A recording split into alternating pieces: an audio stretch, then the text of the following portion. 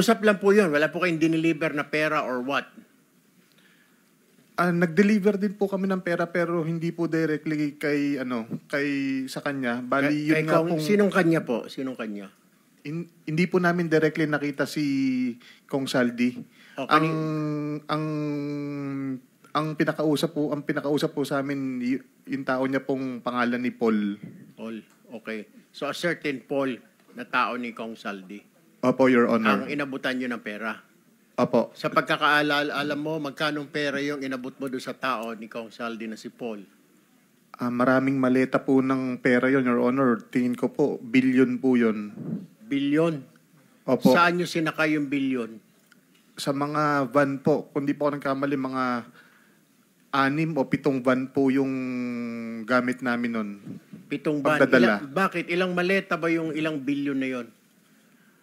Ang laman po ng isang maleta, nasa 50 million po. So ilang maleta lahat-lahat yun? Estimate mo, pagkatanda mo?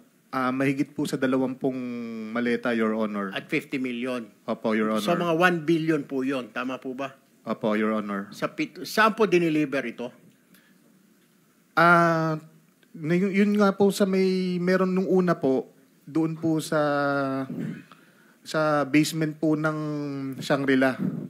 Shangri-La Hotel? Opo. Saan Shangri-La po? Dalawa po, sa, tatlo po Shangri-La ito. Sa BGC po. Sa BGC, sa basement. Opo. So, paano? May kotse ba tumapat sa van ninyo? May mga van to van? Wala po, sir. Kumbaga, diretso po siya sa elevator, paakyat po doon sa penthouse. Kinarga po ninyo sa penthouse? Sa pinakataas po. Actually, yung isang kasama po namin na si Engineer Paul, nakarating po siya mismo doon sa loob ng penthouse? Opo, sa taas. So, yung 20 maleta na yon ay sa penthouse ninyo i-deliver sa Shangri-La?